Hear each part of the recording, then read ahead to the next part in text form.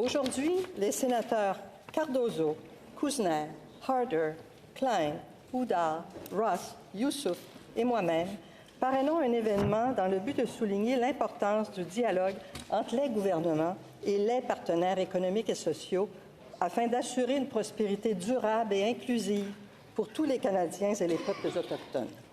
Notre époque vit des turbulences majeures qui menacent notre prospérité et celle de nos enfants, qui menacent notre démocratie et la paix dans le monde, ainsi que la survie de notre planète. Dans les pays libres et démocratiques, les défis complexes auxquels nous sommes confrontés ne peuvent se résoudre seulement par la bonne volonté et les bonnes idées des gouvernements, souvent happés par l'urgence électorale. Les stratégies les plus efficaces exigent une participation continue et coordonnée de tous les acteurs. Le Canada, comme d'autres pays libres et démocratiques, se doivent de compléter leur processus d'élaboration de politiques et de stratégies par la pratique d'un dialogue soutenu entre les gouvernements et les partenaires socio-économiques afin de partager une compréhension et une vision commune, d'identifier des solutions gagnantes et surtout de les implanter rapidement. In a free and democratic society, dans les sociétés libres et démocratiques, les gouvernements peuvent se trouver dans l'incapacité d'identifier et de mettre en œuvre les stratégies appropriées. L'appel à la responsabilité individuelle ne peut ne pas suffire plutôt. Une compréhension commune des problèmes construites par le dialogue et l'engagement de l'ensemble de la société autour des meilleures solutions est nécessaire. Cette pratique est appelée le dialogue social, le mot « social » signifiant partenaire socio-économique.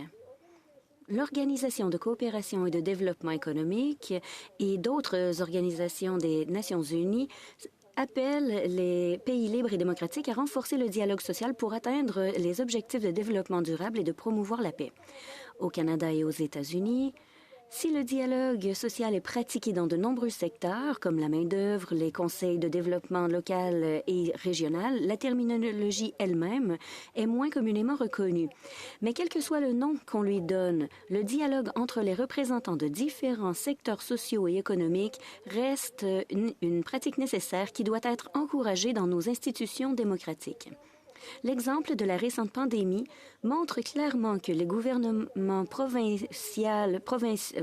fédéraux, provinciaux et territoriaux peuvent travailler ensemble lorsque la menace est sérieuse. Toutefois, durant cette crise, le Canada aurait pu obtenir de meilleurs résultats en matière d'emploi et d'économie si les gouvernements avaient collaboré plus étroitement avec les organisations représentant les travailleurs et les entreprises, comme cela a été le cas dans certains pays. Je crois que le Sénat peut jouer un rôle important dans la construction d'un dialogue permanent entre tous les gouvernements et les acteurs socio-économiques. Je vous invite à venir rencontrer les représentants de plusieurs groupes socio-économiques liés au marché du travail réunis aujourd'hui de 17h à 19h dans le Salon des sénateurs. Thank you, merci, miigwech, tinashku, mitin.